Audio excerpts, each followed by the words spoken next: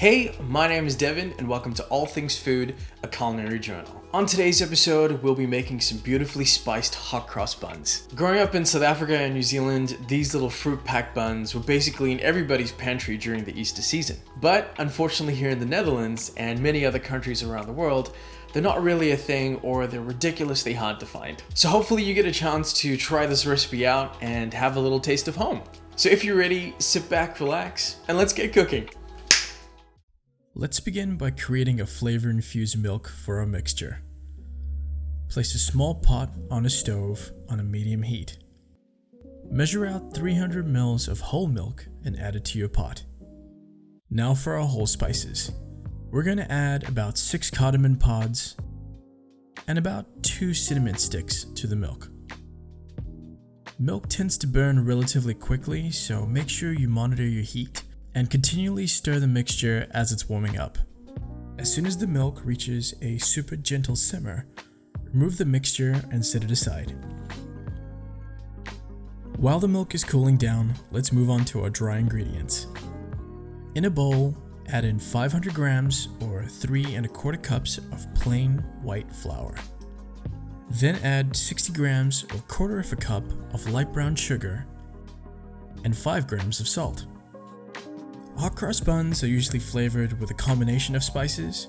For this recipe, we're going to use half a teaspoon of allspice, half a teaspoon of cinnamon, and half a teaspoon of nutmeg. To balance out the sweetness and spiciness of the mixture, we'll add the zest of half an orange, which really gives the buns a lovely citrus kick. Give the entire mixture a whisk just to combine all the ingredients. Let's head back to our milk. Once the milk is cooled down to a lukewarm temperature, remove the cardamom pods and the cinnamon sticks. Add in 1 teaspoon of light brown sugar to the milk and give it a good stir to make sure all the sugar is dissolved. Now let's add in our yeast and give our mixture another stir. When baking, I like to let my yeast bloom on its own instead of adding into the dry ingredients. This ensures that the yeast is alive and well before I start baking with it. Allow the mixture to sit in a warm place for about 5 or 10 minutes until the yeast blooms.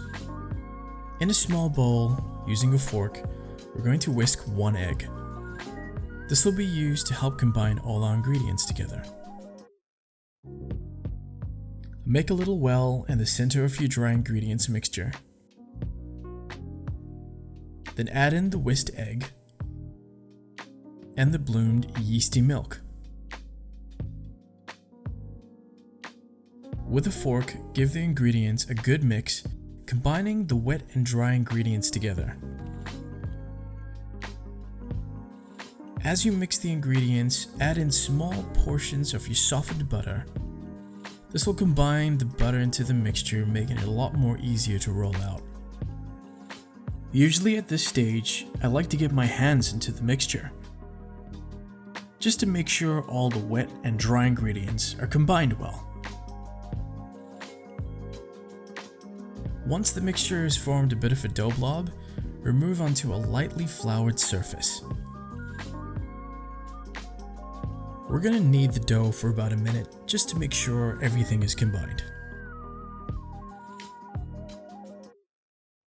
Now we're going to stretch the dough out a little and add in half of your sultanas and cranberries.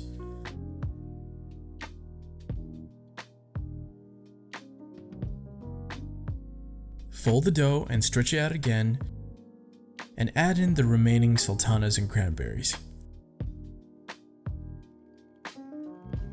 I like to use a dough scraper here just to make sure my sultanas and my cranberries fold into the dough well. Using your hands, begin to knead the dough for a couple minutes. If the dough is too sticky and wet, then sprinkle a little flour over the dough before kneading it again.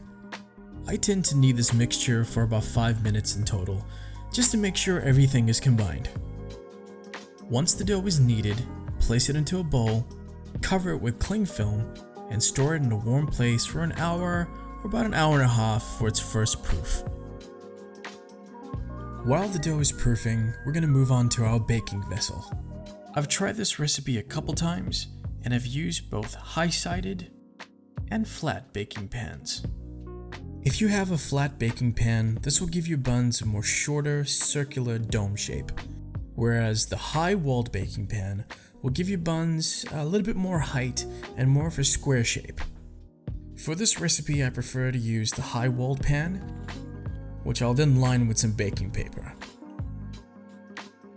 After about an hour, our dough should have doubled in size, which means that our yeast has done its job.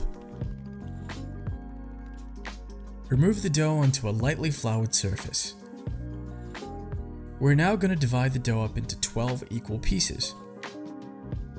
If you have a food scale, this will make the whole process a lot easier, as equal sized dough pieces will cook more evenly when baked. Now that the dough is divided into equal parts, we're going to roll them into balls. I like the baker's method of cupping the dough with my hand and rotating the dough in a circular motion while lightly applying some pressure on the dough with my palm.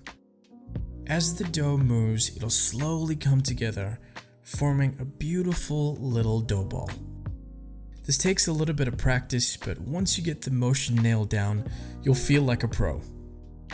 And you might even be able to do it with 2 hands, like I'm doing it here. When you're done shaping your dough balls, place them into a baking pan or sheet in a 3x4 grid, allowing a little bit of space between each ball for their second proofing. Cover the sheet or pan with a little bit of cling film and place it in a warm area to proof for another hour or until your buns have doubled in size.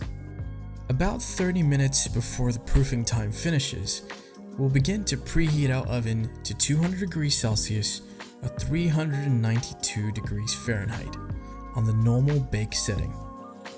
While the oven is warming up, we're going to make the mixture to pipe the crosses.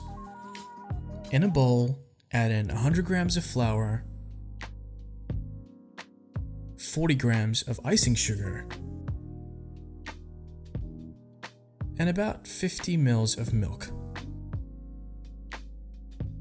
Mix the ingredients together until it forms a paste. If your mixture is still a bit thick, then add a little bit more milk and then give it another stir. We're going to create a piping bag using a sandwich bag. This is going to be a little tricky, but carefully spoon the mixture into your sandwich bag. Or in my case, you're going to have to pour it into the sandwich bag. Now, we're going to gently squeeze the mixture into one corner of the bag. As you squeeze the mixture, turn the bag so it starts to form a cone shape. Using scissors, cut a small portion of the corner of the bag. And there we go, you have a piping bag. Gently apply pressure from the top of the bag to pipe the paste onto the buns.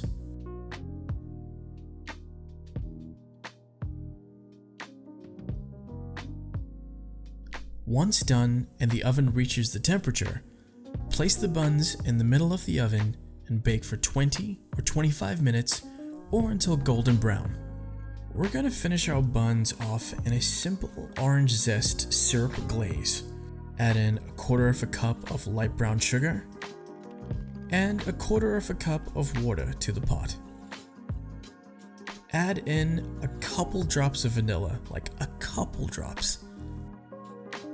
And then finally, the remaining zest from your orange. As the mixture warms up, continually stir it until all the sugar is dissolved. Then remove it from the heat and place it aside. Once our buns are done, remove them from the oven and work quickly to apply your glaze on the buns while they're still piping hot.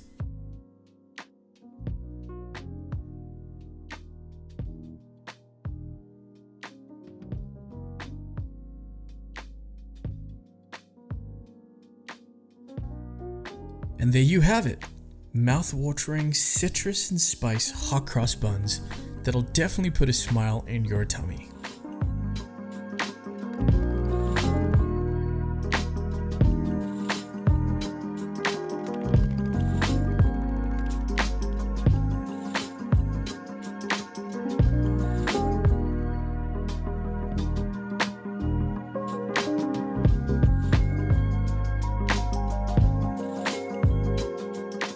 Make sure you enjoy these while they're still hot, with just a little bit of softened butter.